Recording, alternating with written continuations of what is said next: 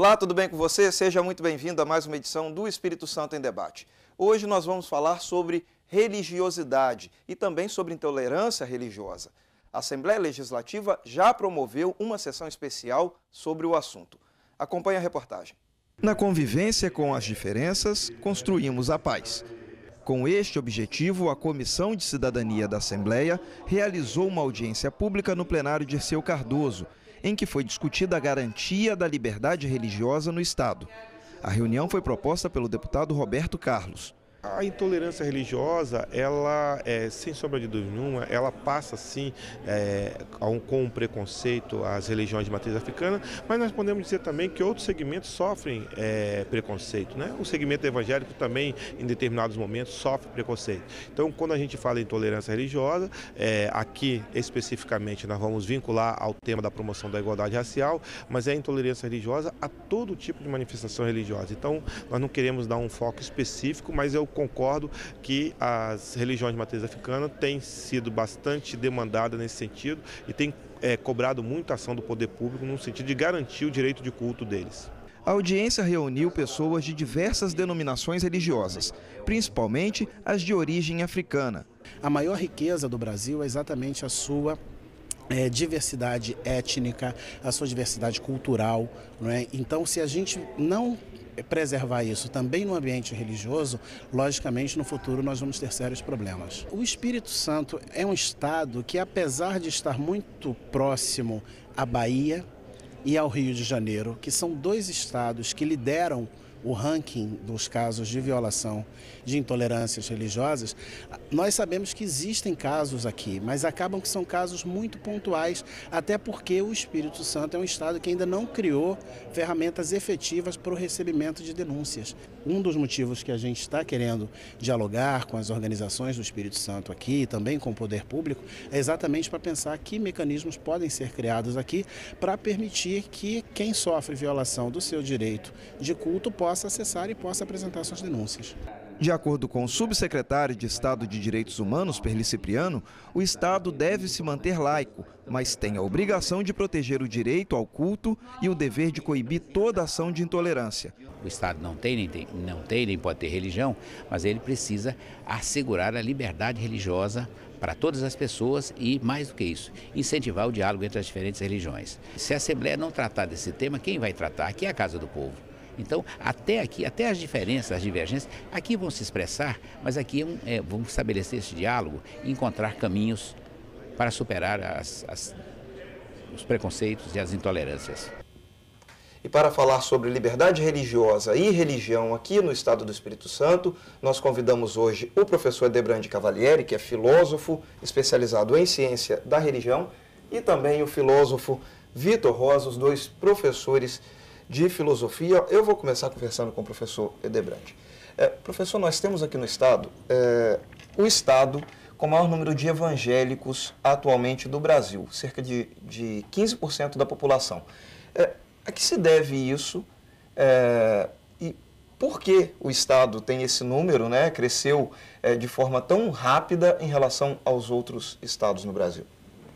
Essa é uma questão muito interessante, né? É um dos estados, junto com o Rio de Janeiro, que tem o maior número de evangélicos.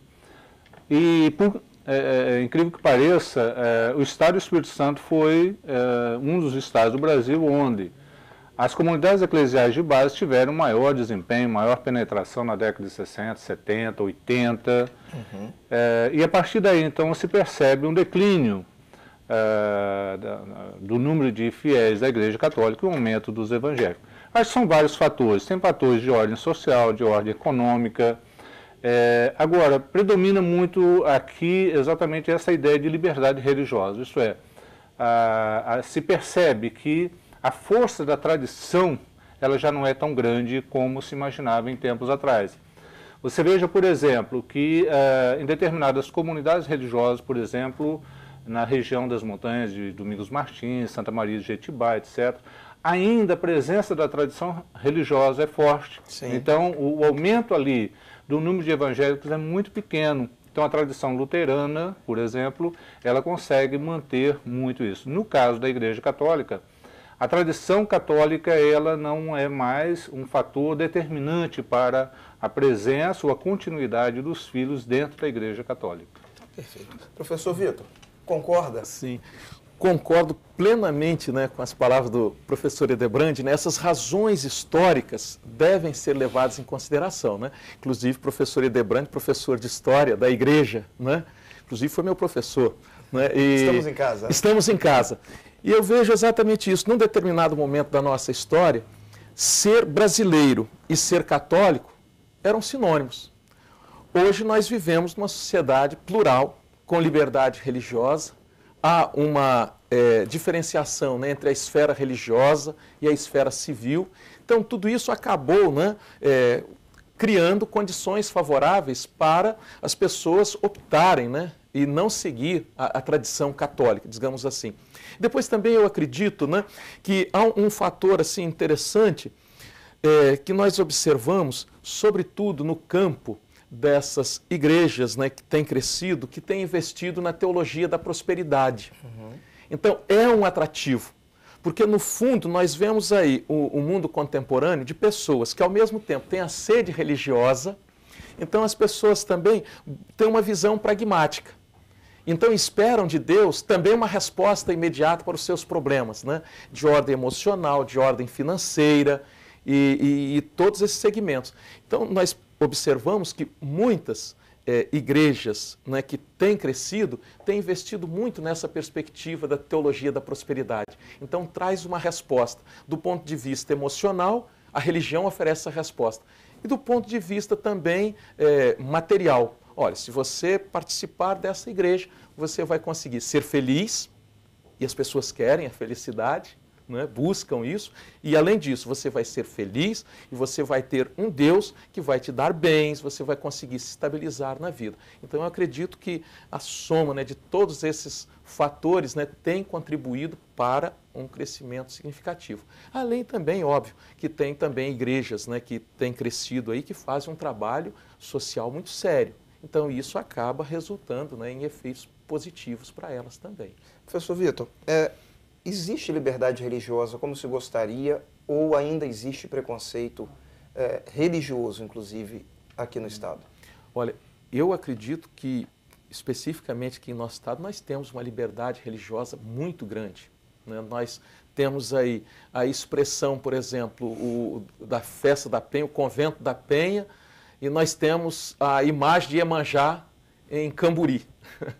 Então, nós temos aí todo esse pluralismo religioso, toda essa possibilidade de manifestação de crença. Né? Então, eu acredito que isso é muito interessante. Inclusive, a possibilidade de nós falarmos de uma questão religiosa neste espaço. Então, eu acredito que já demonstra aí a própria liberdade religiosa. Né? Essa possibilidade de conversarmos. Né? Hoje nós temos estudos, né, na universidade no campo da religião. Né? Então, isso tudo é muito bom. Né? Professor Cavalieri, temos ainda algum preconceito ou não? Principalmente com as religiões de menor porte ou com menos seguidores?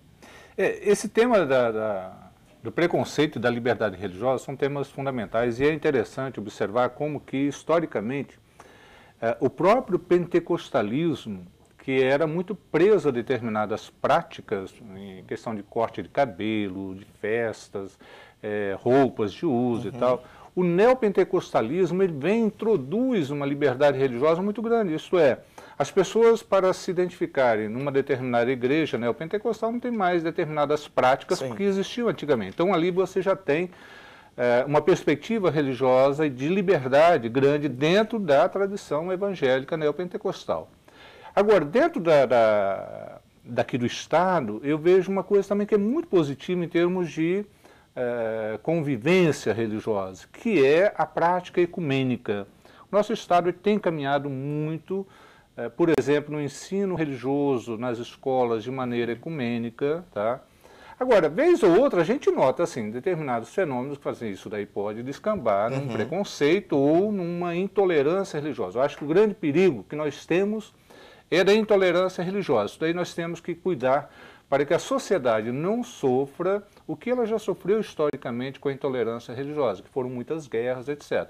Eu acho que a perspectiva da liberdade e a perspectiva de uma convivência ecumênica são os nossos grandes fatores que permitem uma sociedade mais humana, mais de convivência, de liberdade.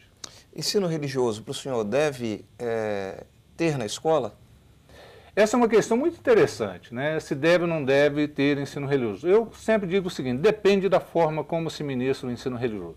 O ensino religioso, para angariar adeptos para a própria igreja, não é lugar na escola. Não tem lugar na escola, porque a escola não é lugar para se explicitar a fé. Agora, o ensino religioso que leve à formação de convivência solidária, de convivência ética dos nossos jovens, é plenamente possível estar aí. Então eu diria o seguinte, é possível o ensino religioso nas escolas que seja de maneira ecumênica, né, de convivência, isto é, onde todos possam ter o direito de expressão, tá, mas que tenha uma formação que não leve a angariar adeptos para a própria igreja, senão ali fica uma coisa muito... a escola deixa de ser democrática, deixa de ser pública. Professor Vitor, e aí? Sim, é interessante essa posição, né, do Edebrandi, exatamente essa perspectiva, né, vermos no ensino religioso uma oportunidade de formação cidadã, com base em valores vindos das tradições religiosas, que tem muito a contribuir. Eu acredito que essa é a grande questão, né? E as pessoas, muitas vezes, quando se fala em ensino religioso, já entram com aquele preconceito e pensam logo no proselitismo ou no moralismo. E, na verdade, as tradições religiosas, históricas, têm uma contribuição fantástica em termos de valores. E aqui eu me lembro muito bem, e Edebrandi, né, quando começou, né, o magistério, começou a trabalhar numa escola religiosa, católica, aqui em Vitória. E o trabalho feito por Edebrandi nessa escola foi exatamente de formação cidadã. E ele em nenhum momento, mesmo dentro de uma escola católica, fazia aquela espécie de uma doutrinação, de uma catequese. Mas ele conseguia transformar aquelas aulas de OPV, ensino religioso, em momentos excelentes de reflexão sobre temas relevantes. Né? E eu posso dizer isso porque a minha esposa foi aluna dele, né? Nesta escola. Então, para vocês verem, são experiências fantásticas. E eu já tive a oportunidade, né, de participar de alguns encontros, né, com membros, né, da comissão que cuida, né, do ensino religioso, né, a professora Ruth, né, e tantas outras pessoas, né, com esse espírito de ecumenismo, diálogo ecumênico, como Edebrandi destacou bem, o diálogo interreligioso, isso é fundamental. Já tive a oportunidade também de conversar com alguns professores, inclusive no município aqui da Grande Vitória, exatamente essa perspectiva de buscar uma formação cidadã naquelas aulas de ensino religioso, né, a partir dos valores, né, das religiões. Essa formação, inclusive, pode evitar com que haja intolerância no futuro, né? Conhecendo as religiões, né? Exatamente. Evite-se a questão da intolerância religiosa.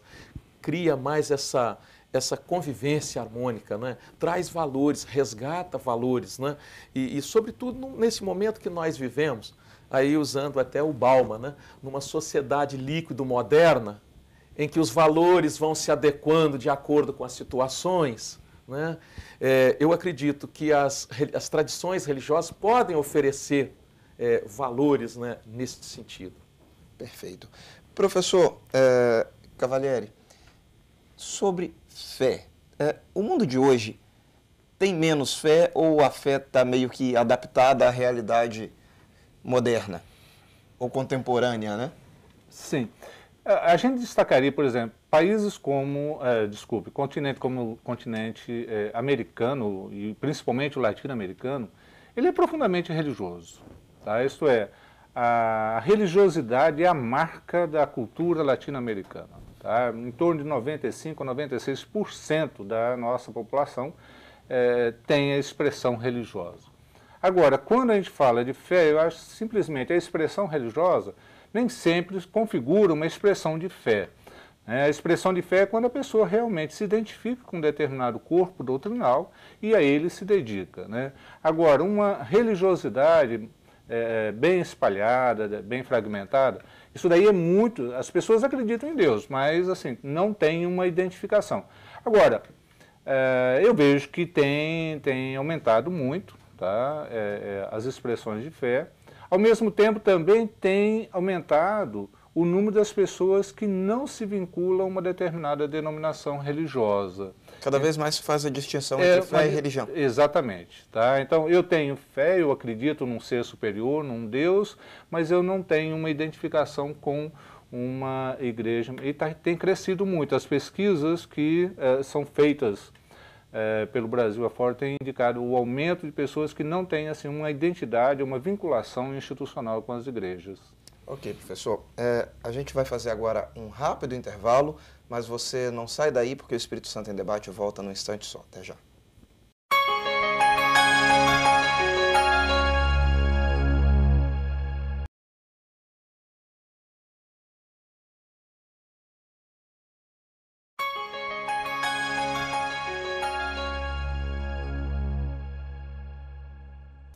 Estamos de volta com o Espírito Santo em Debate. Hoje nós estamos falando sobre religiosidade, tolerância religiosa, liberdade religiosa e também sobre fé. E para isso a gente recebe o professor Edebrande Cavalieri, que é filósofo, e também o outro filósofo do outro lado aqui dos nossos estúdios, o Vitor Rosa, que é também filósofo. Eu vou começar conversando com o professor Vitor. Professor, não há uma excessiva preocupação em se perder fiéis, principalmente do catolicismo, que tem perdido ao longo dos anos? Interessante, Evandro. Eu acredito que não há uma preocupação por parte da Igreja Católica em termos de perder fiéis, como se fosse uma empresa perdendo clientes. Sim. Mas há uma preocupação, sim, e isso está muito bem expresso, sobretudo agora neste documento 94 da CNBB, da Conferência Nacional dos Bispos do Brasil, quando a CNBB inicia o documento dizendo: a missão da igreja é evangelizar.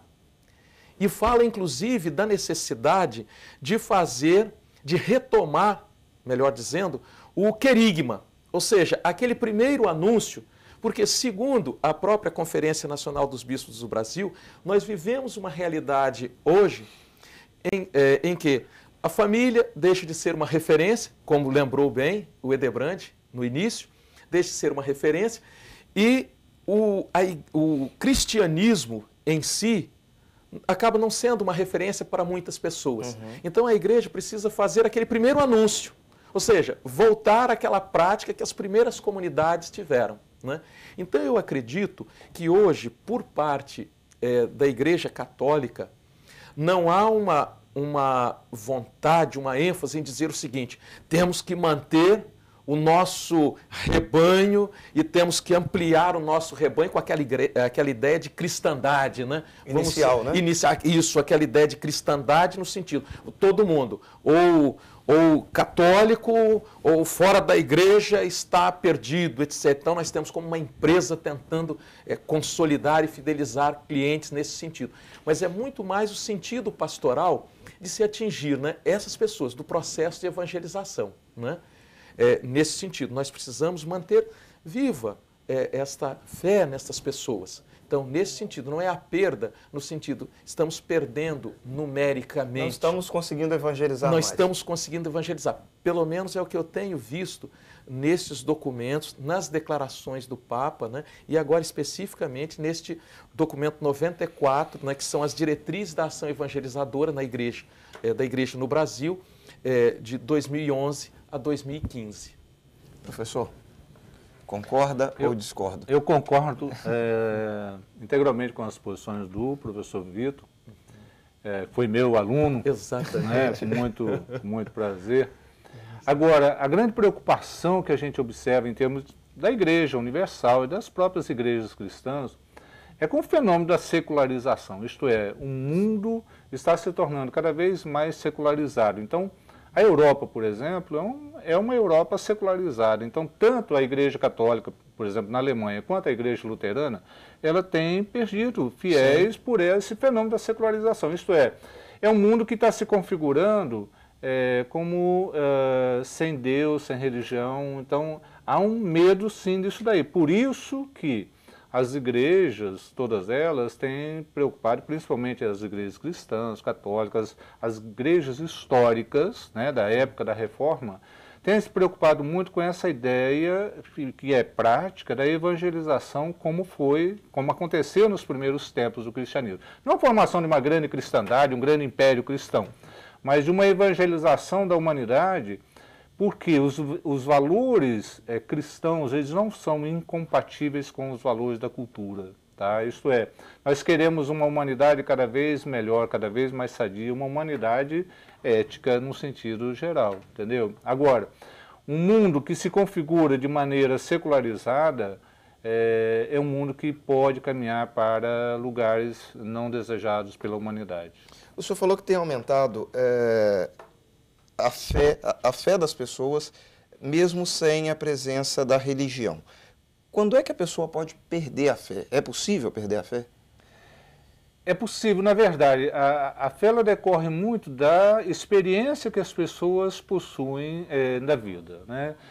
Os limites da vida acabam se tornando importantes, e são limites de vida, de morte, de doença, de dificuldade, de problemas em geral. Tá? Então, a fé ela nasce a partir dessa dimensão muito sensível das pessoas. Tá? Então, você procurar o primeiro movimento das pessoas em busca de Jesus Cristo era a partir das suas necessidades. Eram os leprosos, eram os doentes, eram as pessoas simples, etc.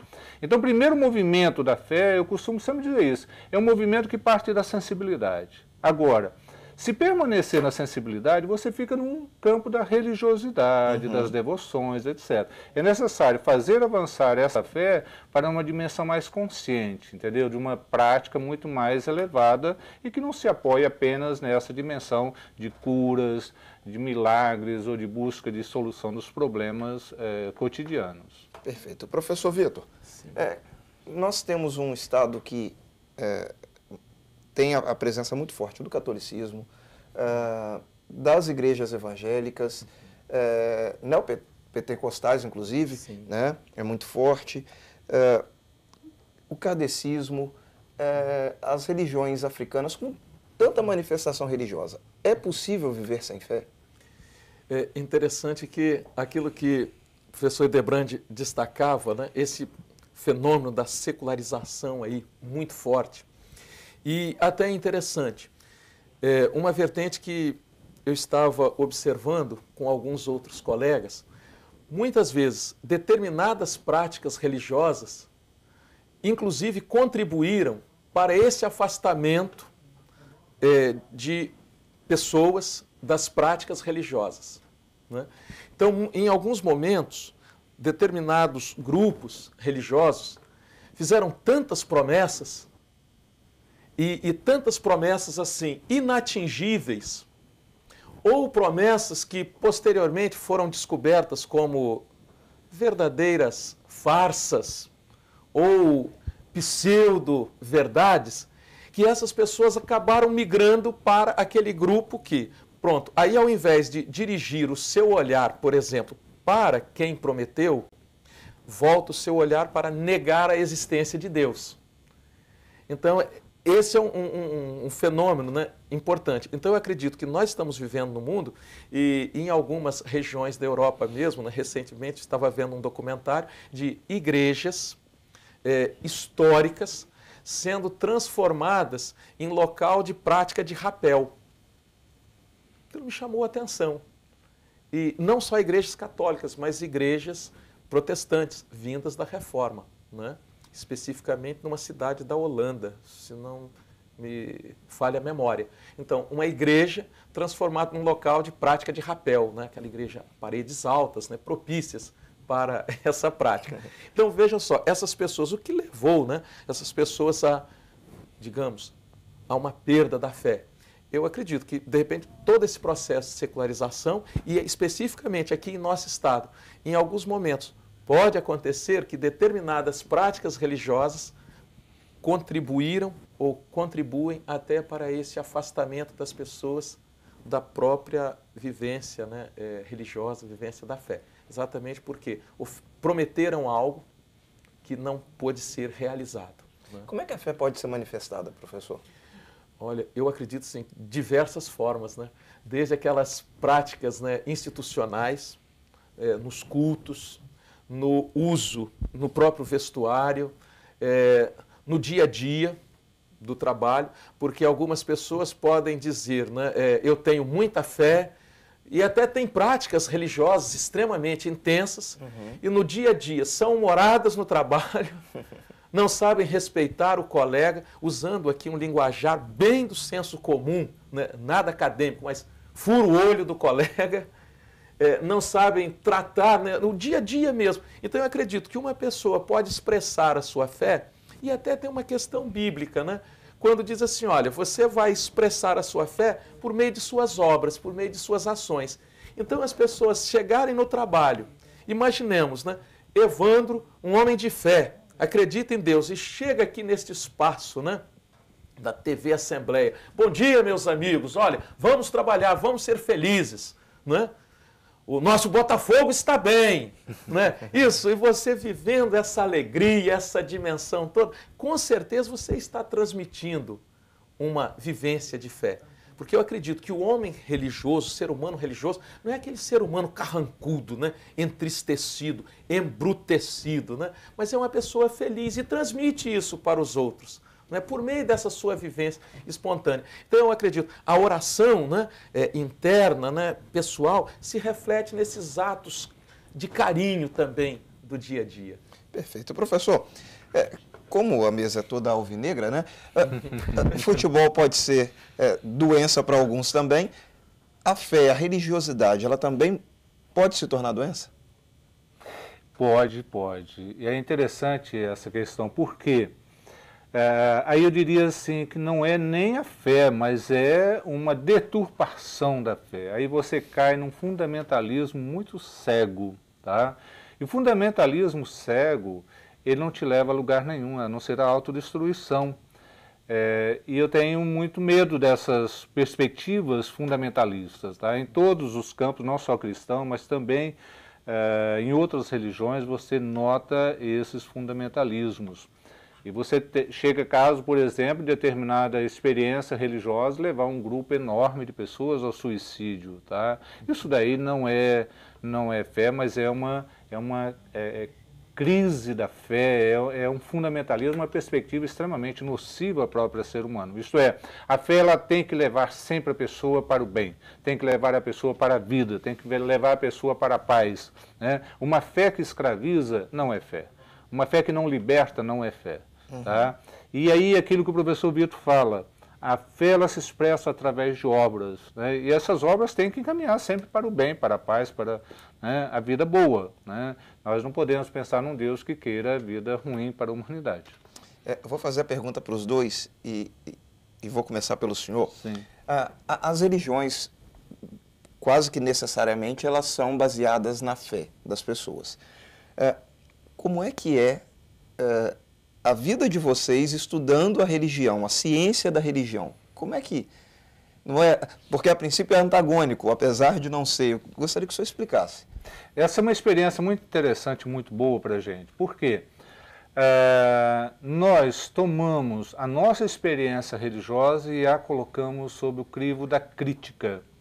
Isto é, nós estamos permanentemente fazendo uma autocrítica sobre a nossa própria experiência religiosa.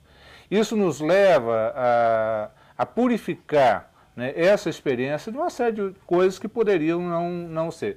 Então, fazer ciência e fazer ciência da religião, eu não diria que pressupõe a adesão religiosa. Você pode fazer ciência da religião sem ter uma adesão religiosa a nenhuma igreja, nenhum vínculo institucional.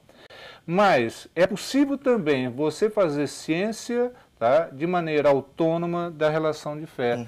E ao mesmo tempo você leva essa ciência à crítica da sua experiência religiosa. Perfeito. Professor Vitor. Exatamente, isso que o professor Hildebrand diz, né, é fundamental. Nós podemos estudar a religião sem necessariamente fazer a experiência, né, da fé, da crença, né, termos a religião como objeto de estudos.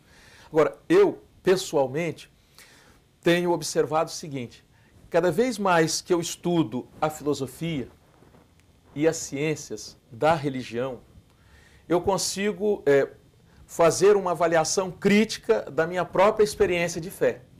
Então, tem me levado a amadurecer a minha fé.